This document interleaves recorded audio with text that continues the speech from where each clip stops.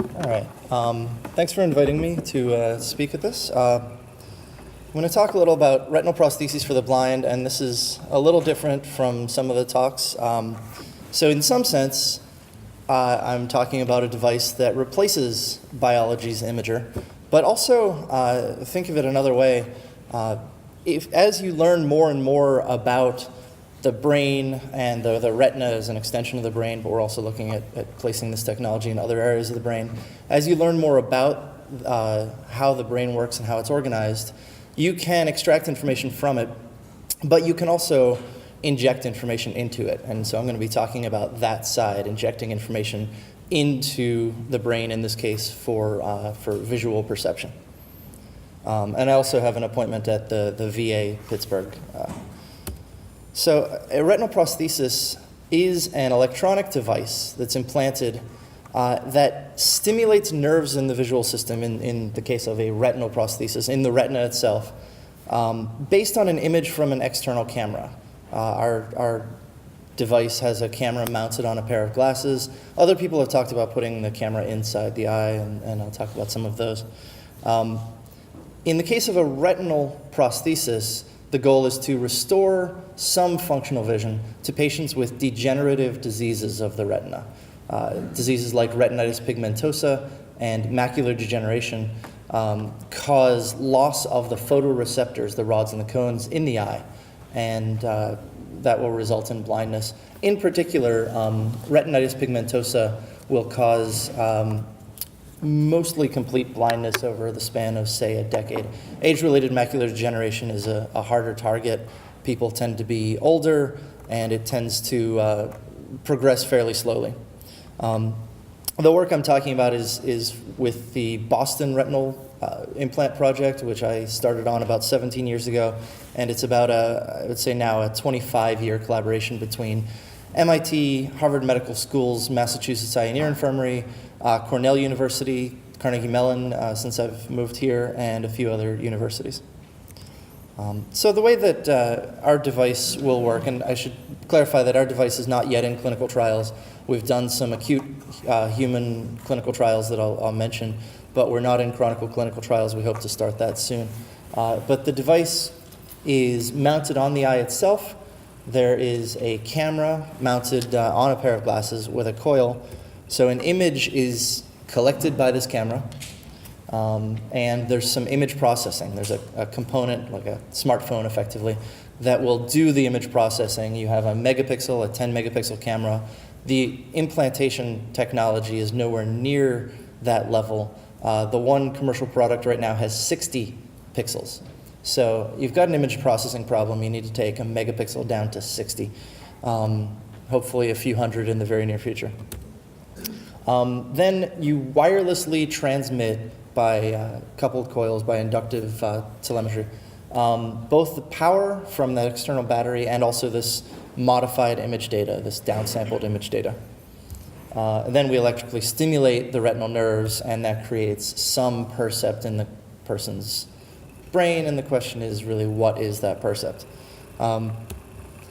The device that my group in particular is developing is a subretinal device. So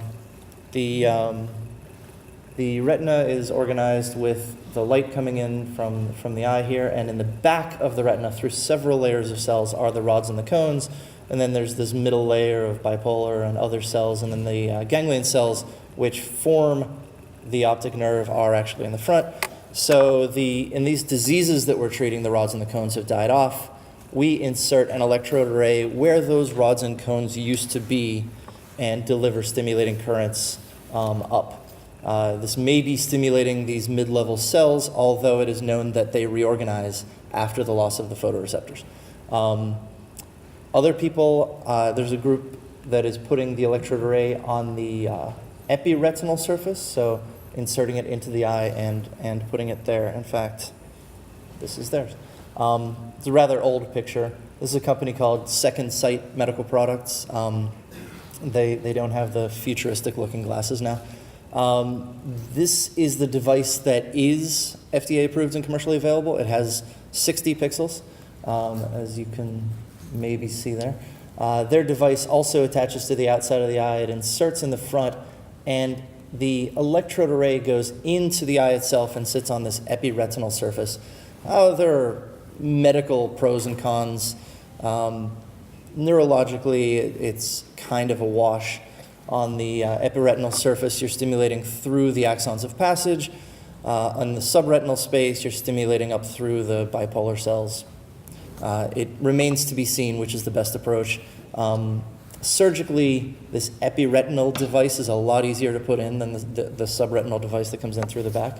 On the other hand, it requires a tack to hold it against the retina, and you need the stiffness of the electrode array to be just right so that it's not too flexible, so that when it's tacked in one location, the rest will lift off of the retina and not be able to stimulate. And it can't be too stiff such that it may cut into the retina, which is incredibly delicate tissue. So there's some mechanical challenges, but their surgery is a lot easier. There's a group in Australia that is developing a suprachoroidal. So this would actually be beyond the subretinal space. When we come in, we insert through the sclera, the wall of the eye, and cut through the choroid, the thick layer of blood vessels, and end up under the retina. The Australians are putting an electrode array, or hope to put an electrode array, outside the choroid and just stimulate straight through the choroid. Interestingly, there have been studies by other people in the world looking at going beyond that, implanting electrodes partway through the sclera, but not all the way through the sclera. And the thought was that you're just not going to get very good visual resolution trying to do that. And also, I'm talking about retinal prostheses here, but there's no reason that you need to put the visual information into the retina. It is the farthest upstream, which is rather nice. You don't quite get the retinotopic mapping, the pixel-based representation that you get from rods and cones, but if you move from rods and cones back to those ganglion cells, you are pretty close to the input to the whole system. So it's a little bit easier to imagine how you can put information into the system in the retina. However, there are plenty of diseases, diabetic retinopathy, glaucoma, and also trauma, military trauma in particular, that can eliminate an eye completely, eliminate the nerves. You can have a traumatic brain injury that actually tears the optic nerve itself without damaging the eye. And so now you're moving back either to the visual cortex or to somewhere along the visual pathway. The problem here is you are farther downstream.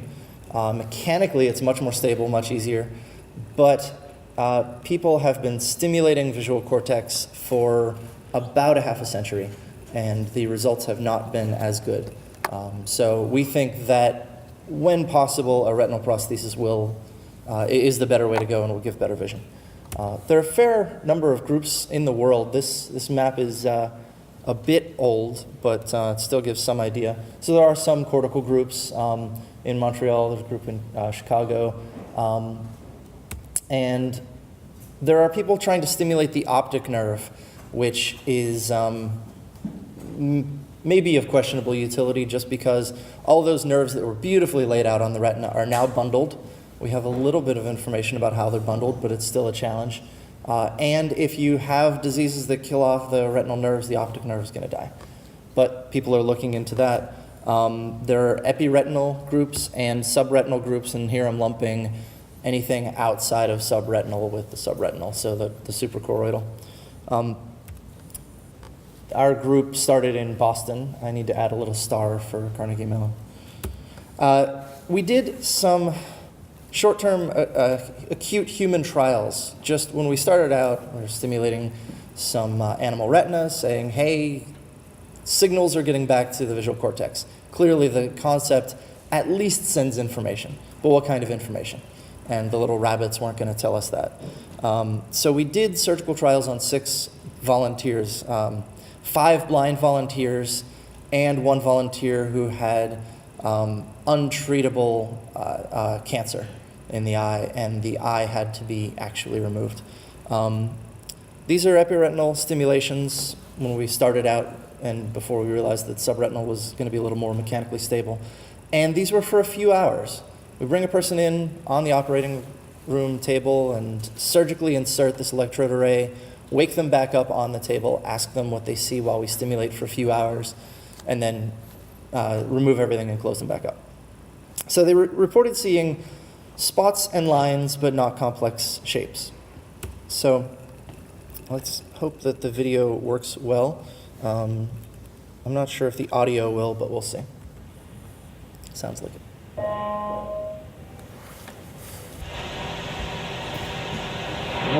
Just seems to be areas like clouds.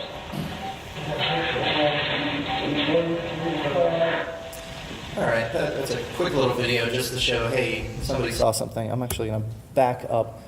This is what we were showing that lady. She said there just seems to be areas like clouds. You can see blue through the clouds. In this case, we actually had, on an epiretinal array, we had 8 electrodes, sort of the 8 large outside electrodes, stimulating. And she describes areas like clouds. We gave her a pen and paper, and she draws these 4 clouds in a row. And so we wondered why there were 4 and not 8, and we looked, and actually the electrode array had lifted up on one side. So there were 4 in close contact and 4 just sending current out into vitreous. So this was great. This is a very clear representation that some kind of pixelated image is being delivered. But we wanted to do a little more science than this. It's great to hear the lady talking about her clouds. So now what we're going to do is stimulate 2 outer electrodes and then a row of electrodes, and then we'll do a control just to make sure that people aren't making things up. These people really want to see. They want to help us help people see, and they want to be helpful. So you have to use controls. So we have to compare a few things again. Okay, you ready, Mary? Here's the first one. Describe that to us. 2 spots of blood. 2 spots of blood. How far apart? They were pretty close Okay. and flashing. And flash. We ask you to compare that to the following. Ready?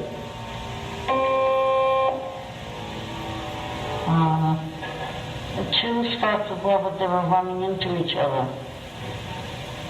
Excellent. Okay. 2 spots of blood in one another. Okay, you ready? Here we go.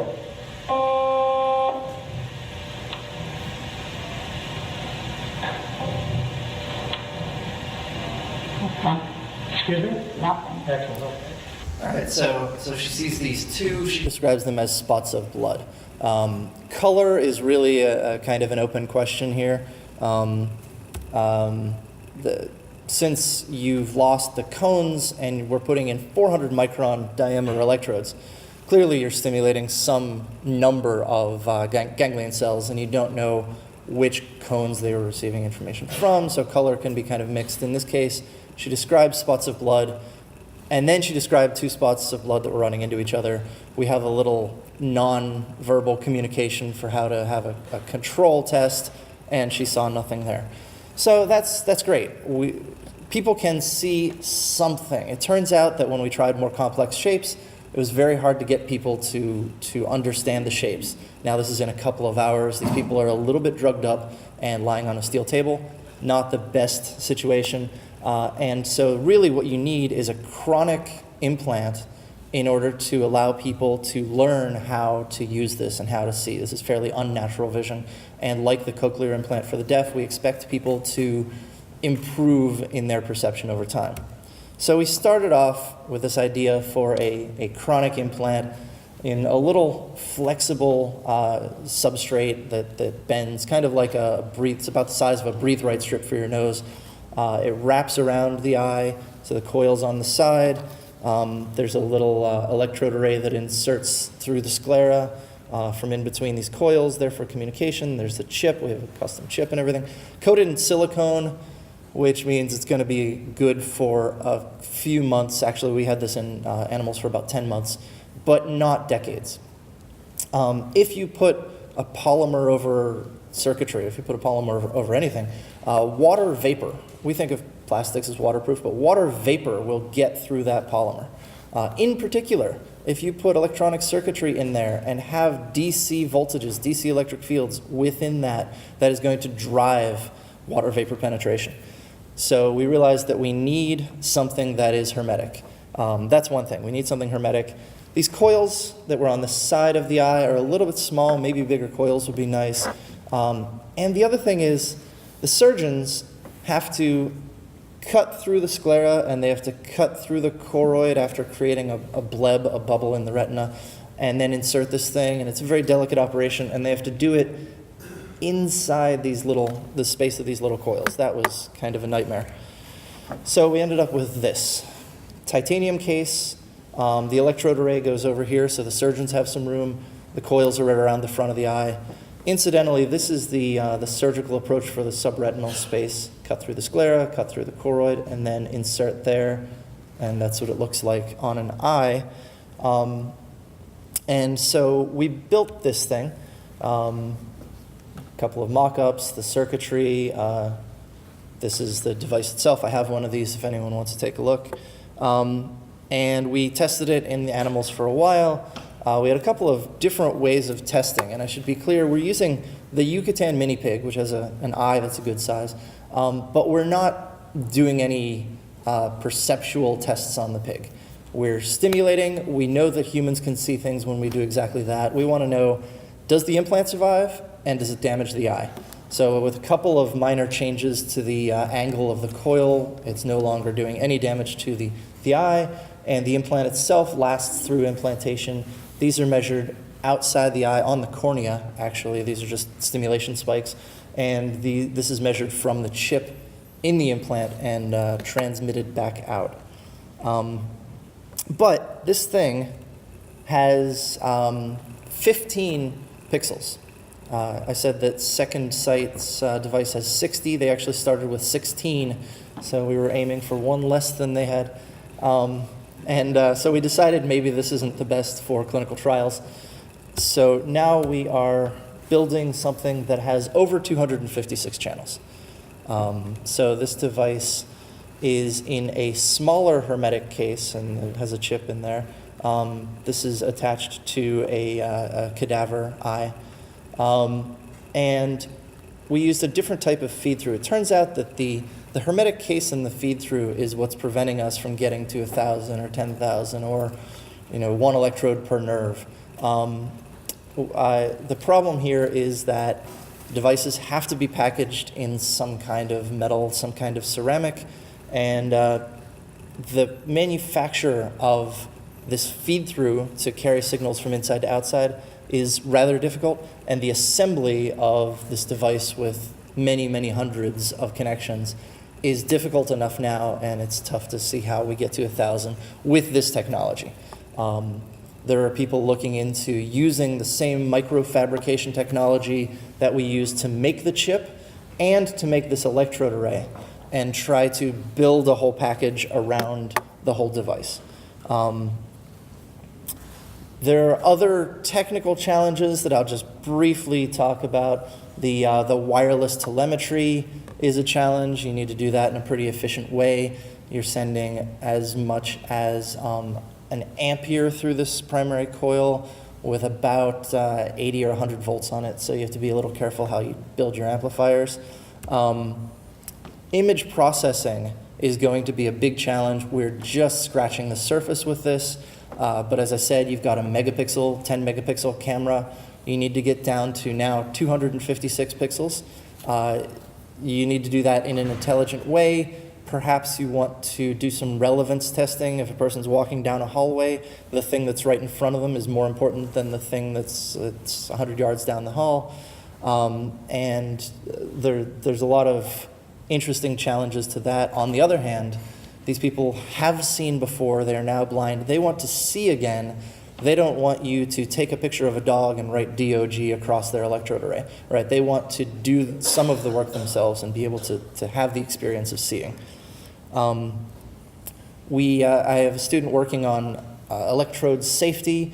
We think that when you deliver a balanced pair of pulses to the retina, that you end up canceling all the charge, and it turns out that the way the electrode retina model works, you have some residual charge, and we are working on some circuits that will basically measure that residual voltage, and in this case the residual voltage was about 15 millivolts, 14 millivolts, way after the end of what should have been a perfectly balanced pair of pulses. And we have a feedback loop that drives that down to 0, so that will improve the long-term safety of stimulating electrodes for this and other devices. I've sort of blitzed through a couple of the technologies just because of time, but the next steps here are to take this 256-channel device and get it into clinical trials. The goal is to get 256 channels into into clinical trials, probably up in Boston, and then spread. I'd like to do some work in Pittsburgh with one of the hospitals here, and get this device approved. We're also looking at the possibility of taking this device and applying it elsewhere in the visual system for broader interest. In particular, as I said, the military is interested in trauma victims. And some of the external components are being designed now. We're focusing on the implant itself and not on the external components. And as Steve mentioned, these things take a whole group of people. So we have people at MIT, Cornell, CMU, and lots of other places. So thank you very much, and I'll take questions.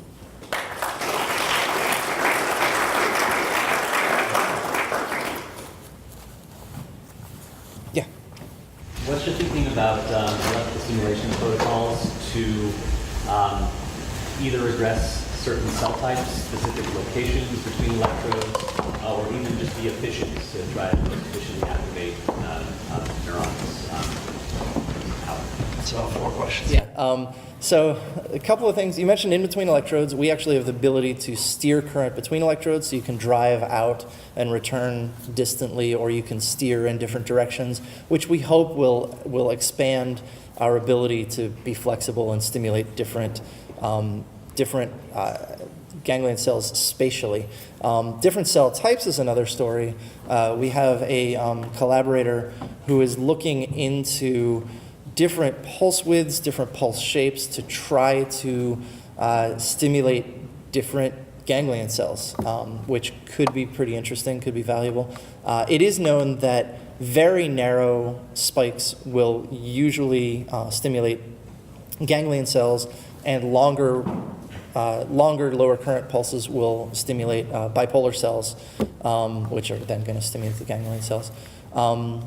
So that's another research area. And there was a last part of your question I'm forgetting. Efficiency, yeah. The best way to do that is to get electrodes as close to the ganglion cells as possible.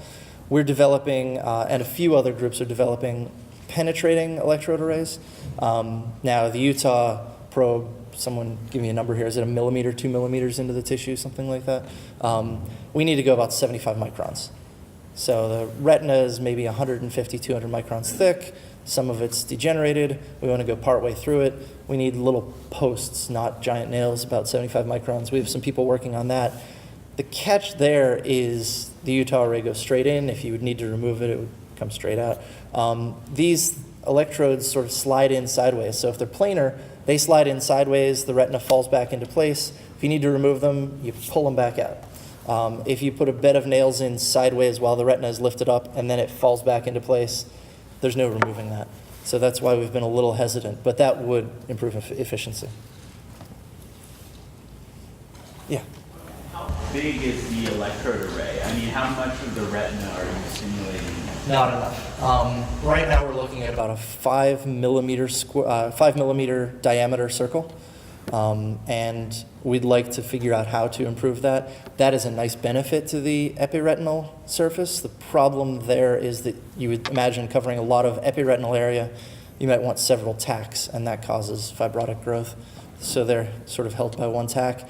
But of course, going into the subretinal space, you need to create a bleb and lift the retina out of the way. And so it's hard to create a bigger bleb and slide a really big thing in there. So we've been limited to about 5 millimeters so far, which is not quite enough. Yeah, awesome. So some of your challenges have to do with getting the device into the retinal surface. Mm-hmm. There are other approaches that might not require getting a mechanical device in there, like using, for example, a light-gated ion channel What's the status of that? Is it that the channel's not sensitive enough to directly polarize retinal ganglion cells? There are a couple of challenges. One is sort of the regulatory hurdles of infecting and introducing these channels, but I think those are moving along.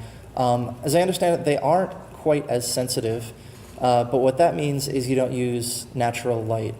There is a group that's using a simple photodiode array in the retina. There's some drawbacks, there's some questions about that, but a photodiode array doesn't have enough power from ambient light to stimulate nerves. So what they're doing is they have a camera and a screen in front of your eye. So a camera takes images and the screen just shines really bright images onto this photodiode array. The same idea would work, and I think that's actually what's being proposed for the light-sensitive channels. Using penetrating arrays, are we at the limit of the effective spatial resolution you can achieve in 100,000 measures from the volume measured spreading? You see that, I mean, I know there was, the array you're referencing was 500 channels or something, but you're actually using 16 of them at a time, and that's stimulation. Yeah. That's a good question. I think we don't have enough information yet to know whether we're near a limit. Certainly, the farther you get from tissue, if you put a planar array in the subretinal space, if you put a planar array on top of the axons of passage, you're going to be a bit limited just because of spreading. But I'm not sure we know what those limits are and whether current steering can help. One of the ones, there are a couple of different types of these photodiode arrays, which I didn't talk about much here, but some of them have as many as 5,000 electrodes. But again, you can arbitrarily subdivide that. You could make 25,000 if you wanted. And when those things get so small, you're way beyond the limits of what you're actually delivering. I'm not sure we're at those limits yet, but I think that remains to be seen. I'll ask one last question while Rafa can start to get his talk going. So I'm curious, you mentioned cochlear implants and plasticity.